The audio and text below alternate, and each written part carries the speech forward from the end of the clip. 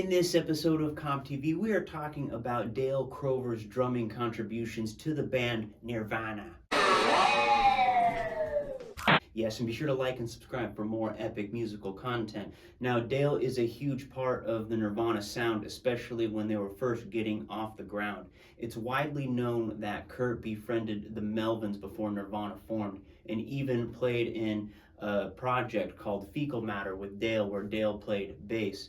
Eventually, Kurt would team up with bass player Chris Novoselic, and when their first drummer dropped out, Dale stepped in and became Nirvana's second drummer. Now, even though he wasn't their drummer for a long period of time, this was an important time for the band. He ended up recording a 10-song demo with them, 9 of those tracks being released, 3 of them on Bleach, 4 on Incesticide, and the other 2 on With the Lights Out. So yes, it's not just Chad Channing who's playing drums on Bleach, it's also Dale Crover. Now, even Dave Grohl has cited Dale Crover as an influence. In a 1994 Modern Drummer magazine interview, he said this: "It's important for people to hear the drummer in the Melvins, Dale Crover. I still say to this day that he's one of the best drummers in the world. There is no one who does what he does, and there's no one who could. I get goosebumps when I hear his playing. He's turned drumming on its side, and if I'd never heard the Melvins, I probably would not be playing the drums because he made me realize that there's a lot more to drumming than most people hear." Kurt has also said in an interview that Dale is the drummer that they wanted before Dave came around, but it just didn't work out because he was so committed to the Melvins. But Kurt, being a drummer himself, really regarded Dale very, very highly, especially when it came to coming up with drum parts. And even though he didn't play on this track on the album Nevermind, Dale Crover was actually the one who came up with the drum part to Drain You.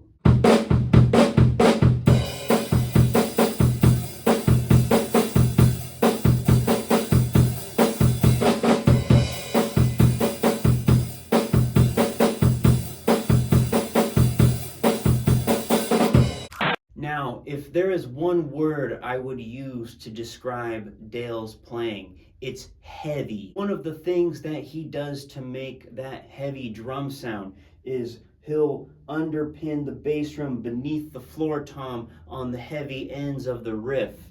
Just listen to the song Floyd the Barber.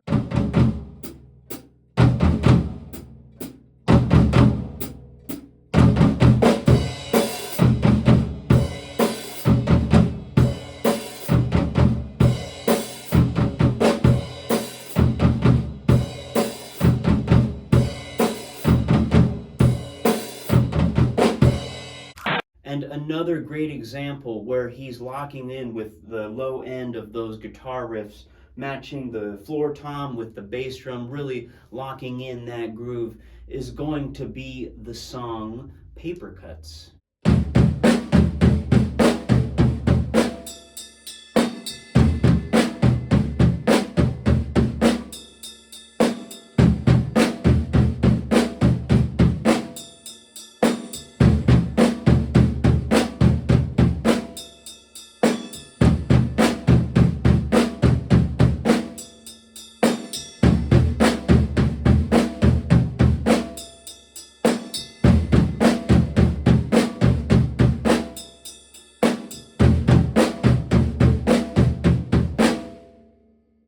But he is also a drummer who has fast punk rock chops. Just listen to the up-tempo song Downer.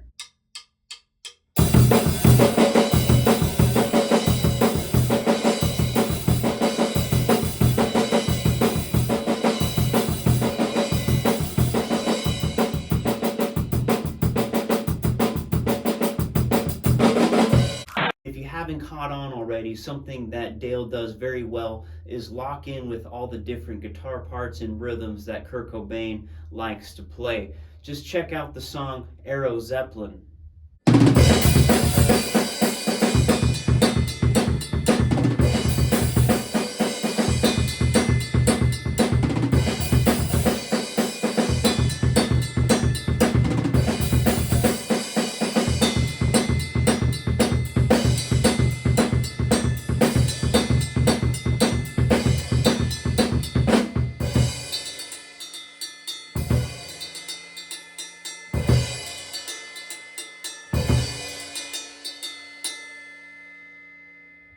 Now, the next track we're going to talk about is the song Beeswax. This may possibly be the only Nirvana song that has an odd time signature groove in it, and that's going to be the time signature of 7/4.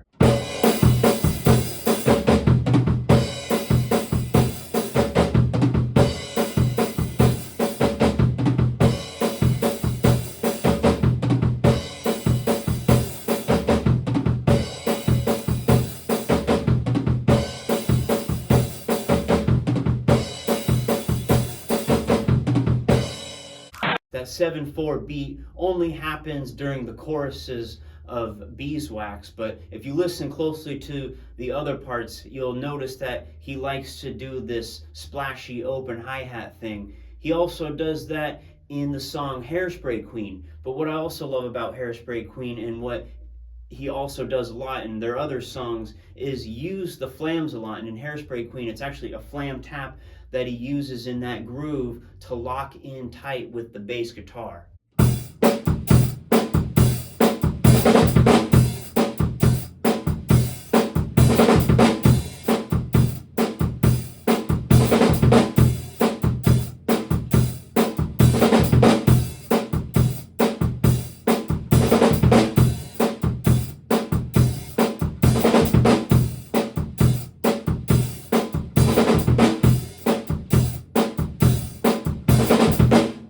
And our last example that I have for you of Dale's playing kind of across the Nirvana spectrum is going to be on the song Mexican Seafood. And again, I just really want to highlight how he uses those hi-hat splashes not only to accent where the heavy part of the groove is, but also to leave some space and make their grooves a lot more funky.